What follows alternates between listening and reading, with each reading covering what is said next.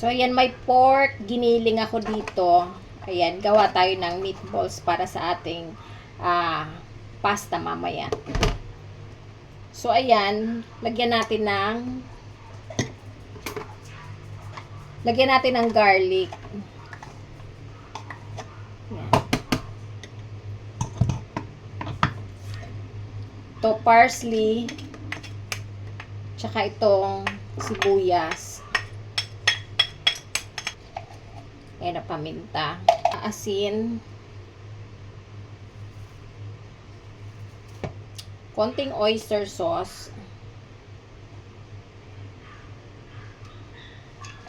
Worcestershire sauce.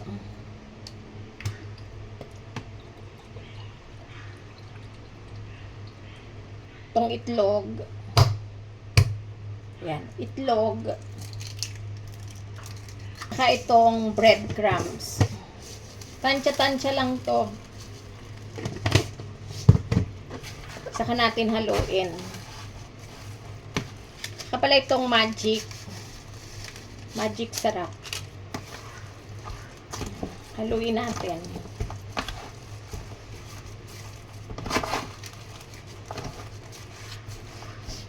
Kakamayin ko na. Mahirap siya haluin na ng kakutsara.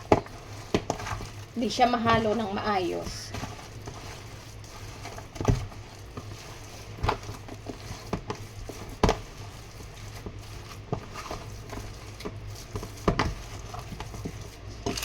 Dagdag ko na to. Kasi feeling ko matabang.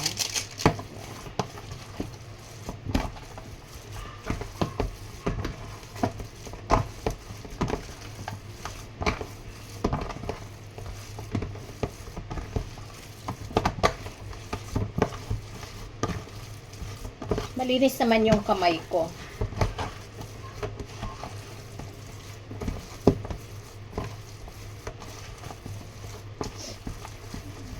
So, ito na. Okay na to. I-mold na natin. So, ayan, may lalagyan ako dito. Ayan, bilog-bilogin lang natin.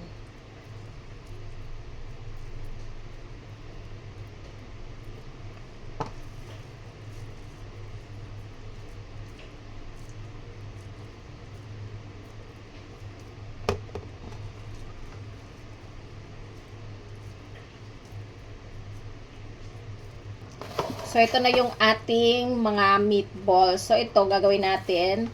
Cover muna natin to at ilalagay muna natin sa ref or sa freezer bago natin siya lutuin para mag-set at manuot yung kanyang lasa. So, ito na yung ating mga meatballs na ginawa kanina. So, ayan. Ipiprito muna natin. Meron ako dito napakulo ang pasta. So, ito na yung ating gagawin. So, ayan. Mainit na yung kawali ko. Lagay lang ako ng mantika. Iprito na natin tong ating mga meatballs. Ayan na maliit. Itong isa.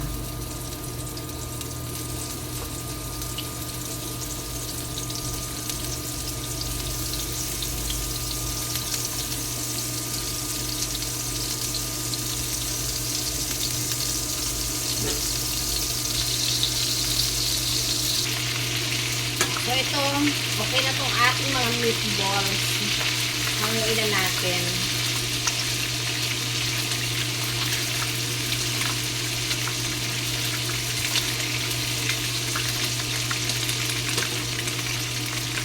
So, dito na rin natin ito igigisang bawang sibuyas.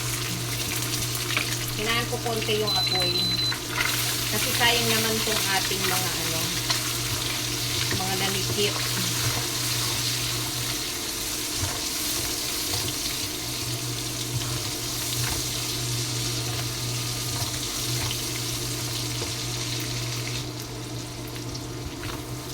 So, ito. Lagay na natin itong tomato sauce. Spaghetti sauce pala. Busin natin.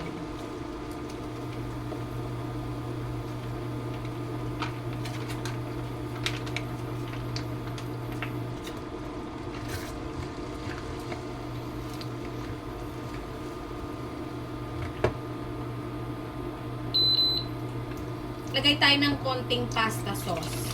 Pasta water pala. Lagay ako ng beef nuggets.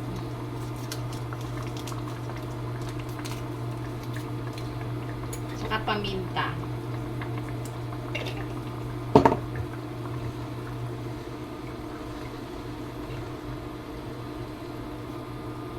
Ibabalik natin tong ating mga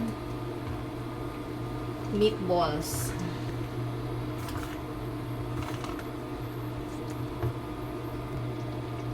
Maglalagay tayo dito ng quick melt cheese.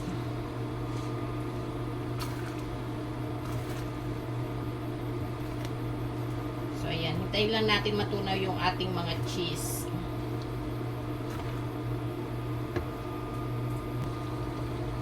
So, ayan. Maglagay tayo dito ng oregano. Tsaka thyme. Hirap lumabas. Tsaka konting magic. Ang bango. Bango talaga ng ng oregano at saka thyme. So, halo-haloin lang natin.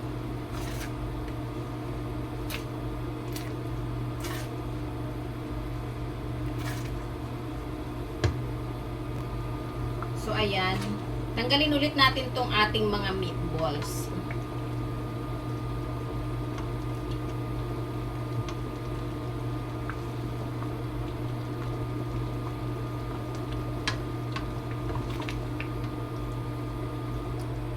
So, ito na. Set aside muna natin tong meatballs natin.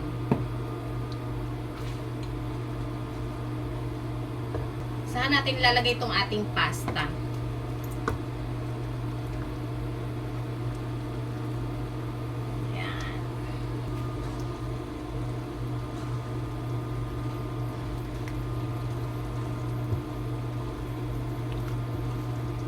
Medyo marami yung sauce pero mamaya mag-ano lang yan. Mag-absorb yung ating pasta.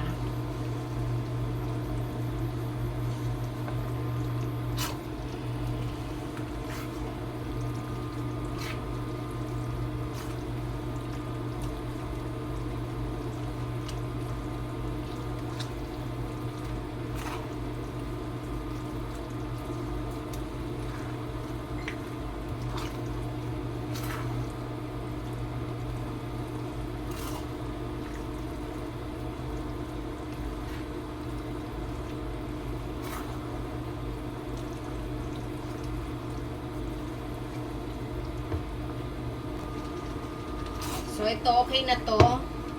Ilalagay na ulit natin yung ating mga meatballs sa ibabaw.